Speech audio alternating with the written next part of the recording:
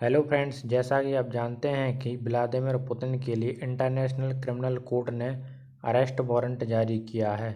यदि वह अलास्का जाते हैं तो क्या वो गिरफ्तार होंगे, हम देखेंगे इंटरनेशनल क्रिमिनल कोर्ट के नियम क्या कहते हैं। अंतर्राष्ट्रीय अपराध न्यायालय (आईसीसी) ने व्लादिमीर पुतिन के खिलाफ गिरफ्तारी वारंट 17 मार्च 2023 को जारी किया। विवरण: आईसीसी की पूर्व ट्रायल चैम्बर ने 17 मार्च 2023 को पुतिन और रूस की बाल अधिकार आयुक्त मारिया ल्योवा-बेलोवा के खिलाफ गिरफ्तारी वारंट जारी किया, जिसमें उन्हें यूक्रेन से बच्चों का अवैध निर्वासन डिपोर्टेशन और जबरन स्थानांतरण ट्रांसफर का जिम्मेदार बताया गया। यह वारंट इसी दिन यानी 18 मार्च 2023 को सार्वजनिक हुआ। यूएन ने आईसीसी की आधिकारिक घोषणा का उल्लेख करते हुए उसी की पुष्टि की। भारतीय मीडिया स्रोत जैसे नवभारत टाइम्स ने भी इस घटना की जानकारी 17 मार्च 2023 को प्रकाशित की थी। अंतर्राष्ट्रीय अपराध न्यायालय यानी इंटरनेशनल क्रिमिनल कोर्ट (आईसीसी) के प्रमुख नियम और कार्यप्रणाली। अंतर्राष्ट्रीय अपराध न्यायालय (आईसीसी) के नियम। आईसीसी का संचालन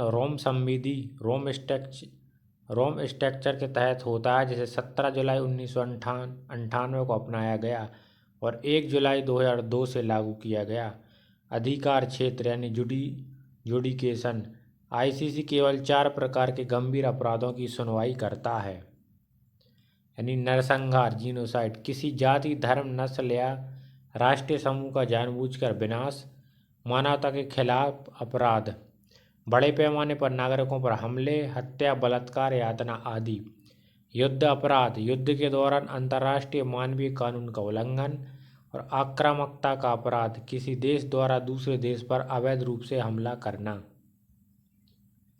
सदस्यता के नियम। केवल रोम संविधि पर हस्ताक्षर और पुष्टि करने वाले देश आईसीसी के सदस्य बनते हैं। वर्तमान में 120 प्लस देश सदस्य हैं। रूस, अमेरिका, चीन, भारत इसके सदस्य नहीं हैं। कार्रवाई शुरू होने के तरीके। आईसीसी किसी मामले की सुनवाई इन 3 तरीकों से शुरू कर सकता है: सदस्य देश का अनुरोध, संयुक्त राष्ट्र सुरक्षा परिषद का संदर्भ, और अभियोजक का स्वयं संज्ञान लेना। गिरफ्तारी वारंट जारी करने का नियम। जजों को विश्वास होना चाहिए कि आरोपी ने गंभीर अपराध किया है और वह फरार हो सकता है। गिरफ्तारी वारंट सार्वजनिक या गोपनीय हो सकता है। न्यायालय की संरचना। प्रेसिडेंसी, प्रशासन और न्यायिक प्रबंधन। न्यायिक प्रभाग मामलों की सुनवाई करता है। अभियोजक का कार्यालय जांच और अभियोजन। रजिस्ट्री, प्रशासनिक और सहायता सेवाएं। सीमाएं। आईसीसी किसी भी देश के भीतर तभी कार्रवाई कर सकता है जब वह देश सदस्य हो या संयुक्त राष्ट्र सुरक्षा परिषद मामला भेजे या अपराध आईसीसी सदस्य देश की भूमि पर हो। आईसीसी मृत्युदंड नहीं दे सकता। अधिकतम सजा आजीवन कारावास है। ट्रंप और पुतिन की बैठक। तारीख और विवरण। तारीख एवं जगह। यूएस के राष्ट्रपति डोनाल्ड ट्रंप और रूसी राष्ट्रपति व्लादिमीर पुतिन की बैठक 15 अगस्त 2025 को अलास्का, विशेषकर एंकरेज में स्थित एक जॉइंट बेस एलेमड्रोफ रिचर्डसन पर होने वाली है। बैठक का उद्देश्य। यह बैठक दोनों नेताओं के बीच पहली तात्कालिक आमने सामने की मुलाकात होगी। इससे पहले आखिरी बार उन्होंने 2019 में ओसाका में मुलाकात की थी। इस बैठक का मुख्य उद्देश्य यूक्रेन युद्ध का डिप्लोमेटिकली समाधान ढूंढना है। ट्रंप ने संकेत दिया है कि समझौते में भूमि विनिमय यानी लैंड स्वैप शामिल हो सकता है, जो विवादित रहेगा।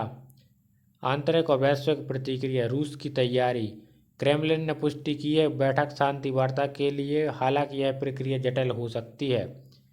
अमेरिका की तैयारी। ट्रंप ने इसे फील आउट या सूचना संग्रह बैठक बताया, जिसमें वे यह समझने की कोशिश करेंगे कि क्या शांति समझौता संभव है।